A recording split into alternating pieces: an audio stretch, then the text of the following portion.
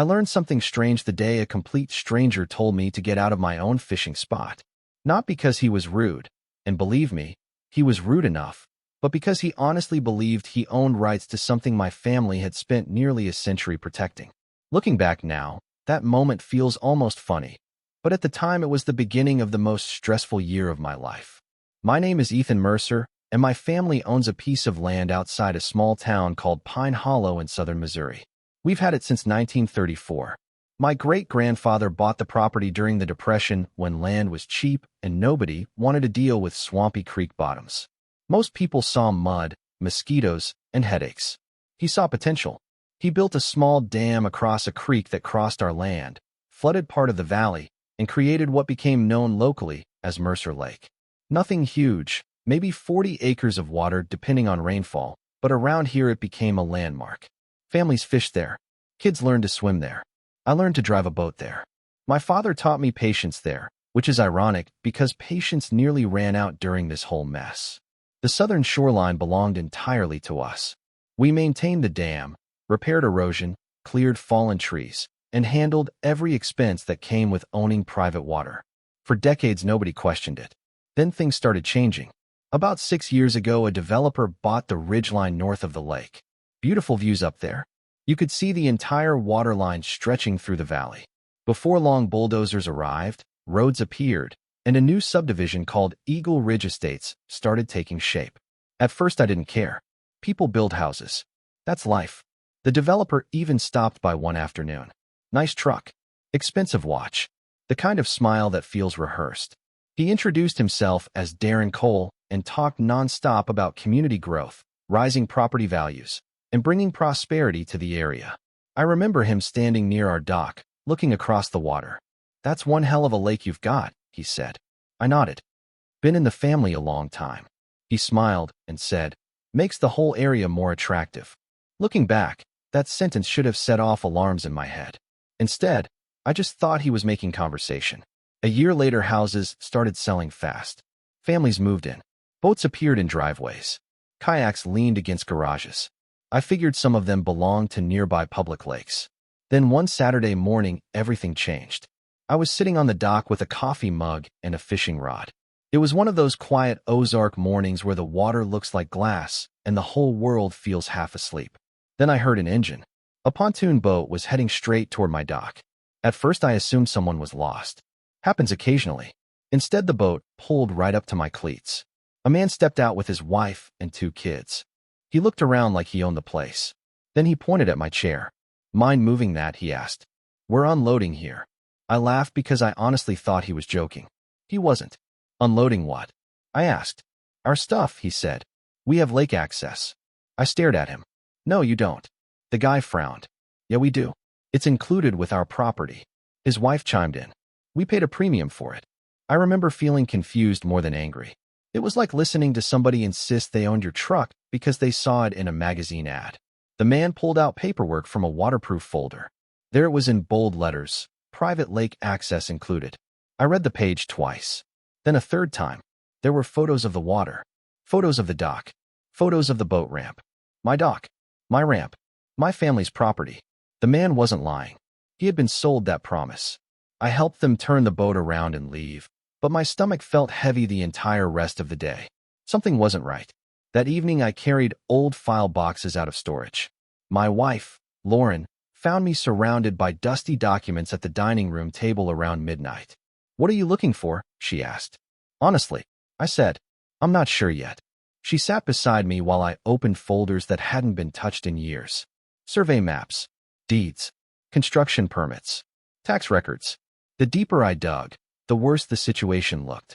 Around 1 in the morning, I found a promotional brochure for Eagle Ridge Estates.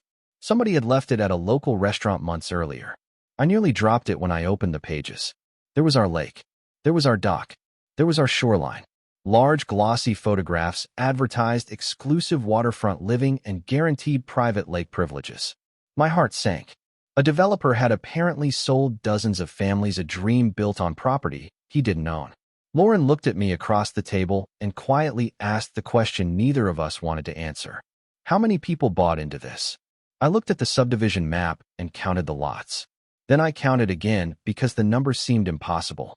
68 families. 68 households had potentially been promised access to water that belonged entirely to us. And sitting there in the silence of that old farmhouse, surrounded by nearly a century of family records, I realized this wasn't going to be a misunderstanding that disappeared with a simple phone call. It was about to become a war. The next morning, I called a water rights attorney in Springfield named Victor Hayes.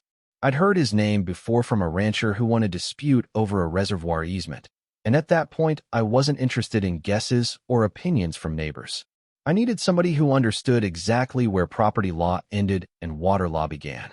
Victor listened for almost 40 minutes without interrupting, then finally said, "Don't do anything yet. Send me every document you've got." Those 2 weeks waiting for his answer felt longer than the previous 2 years. Every day I'd drive past Eagle Ridge Estates and see new families moving in, kids riding bikes, contractors finishing driveways, pontoon boats parked beside garages. People were investing their savings into homes they believed came with something they might never legally touch.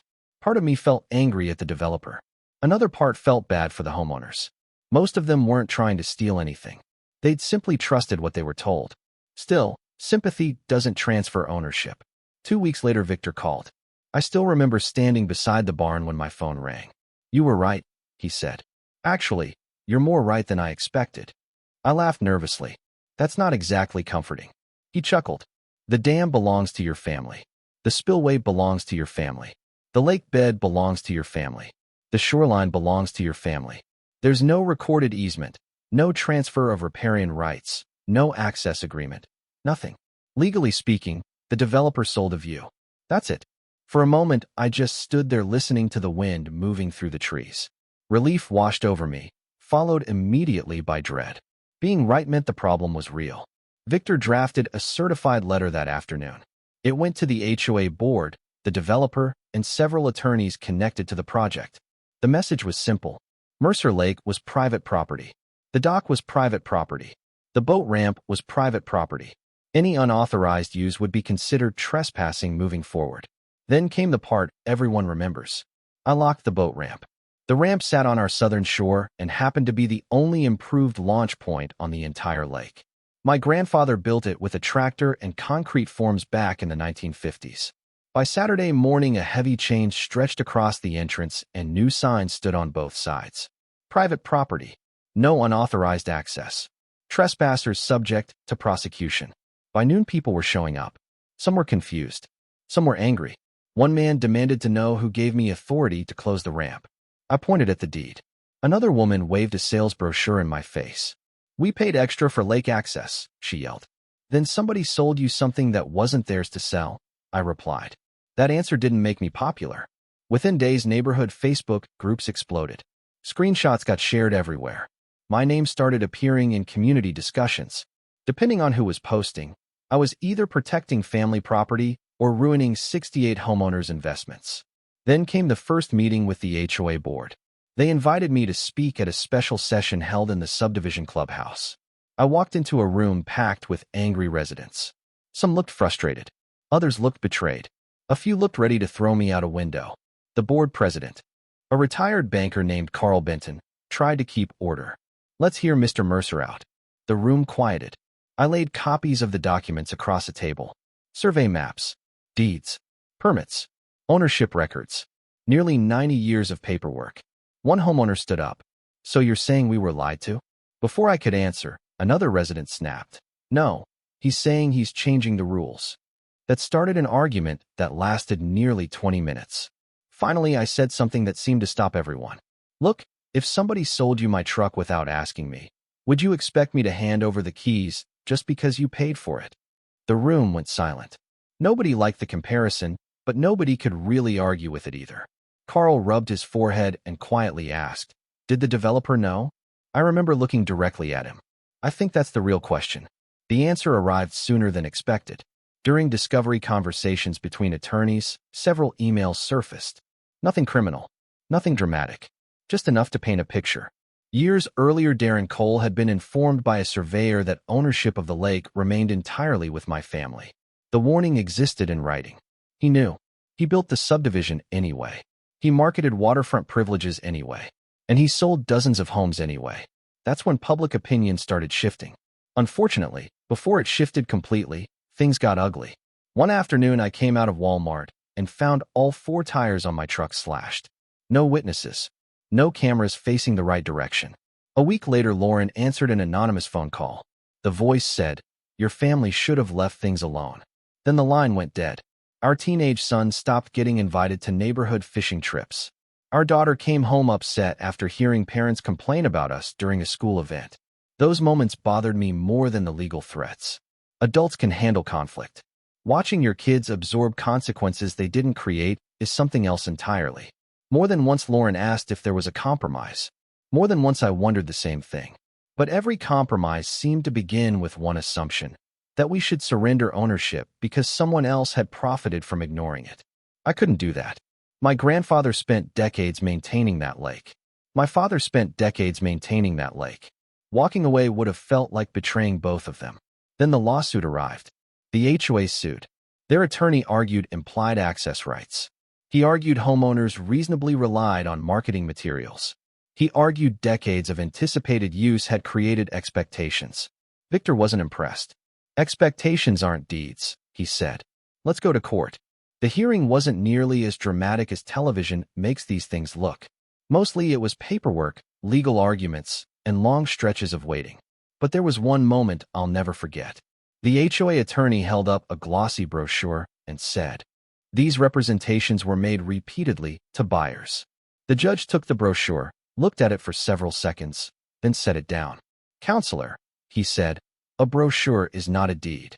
The courtroom got very quiet. The attorney tried another argument involving access expectations. The judge interrupted him again. "A photograph is not an easement." Victor leaned back in his chair. I knew right then where things were headed. Less than an hour later, the case was dismissed. Just like that. Years of assumptions collapsed in a single afternoon. Before ending the hearing, the judge added one final observation that changed everything. He looked toward the homeowners and said, "If you believe you purchased rights that were never conveyed, your dispute may be with the party who sold those representations. That's legal language for you should probably sue the developer." And that's exactly what happened. Within weeks, residents organized meetings without the HOA board. Attorneys started reviewing purchase agreements. Homeowners who had spent months blaming me suddenly began asking much harder questions about Darren Cole and his company. The anger didn't disappear. It simply found a new destination. 6 months later, rumors started circulating that multiple claims had been filed against the developer. Settlement discussions were happening behind closed doors. Sales in the subdivision slowed. Lawsuits have a way of doing that. Then one snowy January morning, I received a phone call from Carl Benton. His voice sounded very different than the first time we'd met. Less defensive, more tired. "Ethan," he said, "I think it's time we talked." I had a feeling that conversation was about to change everything. A week later, Carl showed up at my farmhouse with 2 board members and a stack of folders tucked under his arm. The atmosphere couldn't have been more different from that first HOA meeting. Back then, people looked at me like I was the villain standing between them and the lake. Now they looked like exhausted people trying to clean up a mess somebody else had created. We sat around the same dining room table where Lauren and I had first discovered the brochures months earlier. For a few minutes, nobody talked. Then Carl finally sighed and said, "We should have asked questions sooner." I appreciated the honesty. Not because it fixed anything, but because it was the first truly honest thing I'd heard from anyone connected to the subdivision. He explained that most homeowners no longer wanted another legal fight. They wanted certainty. They wanted access to the water they'd fallen in love with when they bought their homes. Most importantly, they wanted a solution that wouldn't drag on for years. Then he slid a proposal across the table. The HOA wanted a lease access. Not ownership. Not rights. Access. I remember looking down at the document and feeling something I hadn't felt in months: relief. Not because I was winning, but because for the first time, everyone seemed willing to deal with reality instead of pretending reality didn't exist. Negotiations took several weeks. Victor handled most of the legal language while I focused on practical concerns. If families were going to use the lake, I wanted clear rules. My family would retain ownership of the dam, the spillway, the lake bed, and all maintenance authority. We would keep the right to temporarily close access during drought conditions, major repairs, or safety concerns. The HOA would pay an annual fee per household, adjusted over time for inflation. Liability protections would be included. Environmental restrictions would remain in place. At one point, a board member jokingly asked if I was becoming the lake's landlord. I laughed and said, "No, I'm just making sure my great-grandfather doesn't spin in his grave." Surprisingly, that broke the tension in the room. A month later, the agreement was signed. 20 years, 68 households. Everyone walked away with something. The homeowners finally got legal access. My family retained ownership and control. The lake stayed protected. Looking back, that's probably the outcome that should have happened from the beginning if honesty had been involved. These days, life is mostly quiet again. Every summer, I sit on the same dock where this whole story started. Kids from Eagle Ridge paddle kayaks across the water. Families fish along the shoreline. Pontoon boats cruise slowly through the coves. Sometimes people wave. Sometimes they stop to chat. Most of the homeowners who arrived after the lawsuits only know pieces of the story. To them, it's just a lake. To me, it's a reminder. Every board, every post, every section of shoreline carries memories of people who are no longer here. My father repairing storm damage after a flood. My grandfather checking the spillway after heavy rain. My great-grandfather standing in muddy boots nearly a century ago, imagining a lake where everyone else saw a creek. That's the part brochures never capture. Property isn't always about money. Sometimes it's about stewardship. Sometimes it's about responsibility. Sometimes it's about refusing to let history get erased because somebody found a way to profit from it. Every January, the HOA sends a check under the terms of the lease agreement. The first time that payment arrived, Lauren looked at me and smiled. "Well," she said, "I guess they're finally paying for lake access." I laughed harder than I probably should have. After everything we'd been through, it felt like the perfect ending. Or maybe not quite the ending. Because here's the part people still argue about whenever this story comes up. Some folks say I should have opened the lake from the start and avoided all the conflict. Others say I should have charged even more after what happened. A few still believe the homeowners deserved permanent access because they bought their homes in good faith. And honestly, I understand every one of those viewpoints, even if I don't agree with all of them. What I know is this: my family didn't take anything away from anyone. We simply refused to give away something that already belonged to us. The developer sold a dream attached to water he never owned. The homeowners paid for promises that were never his to make. And somewhere in the middle of all that, a simple truth got buried beneath marketing brochures and expensive sales pitches. Ownership still matters. Facts still matter. And no matter how pretty the advertisement looks, a photograph doesn't magically become a property right. Even now, when the sun sets over the water and the entire lake turns gold, I sometimes think about Darren Cole standing on that shoreline years ago telling me how much the lake improved the value of the area. Turns out he was right about one thing. The lake was valuable, just not valuable enough for me to give it away. So what do you think? If you had been in my position, would you have opened the lake and let everyone use it? Or would you have defended your family's property the same way I did? And if you were one of those homeowners who bought a house believing the promise was real, who would you blame the most? The developer, the HOA, or the property owner who enforced his rights?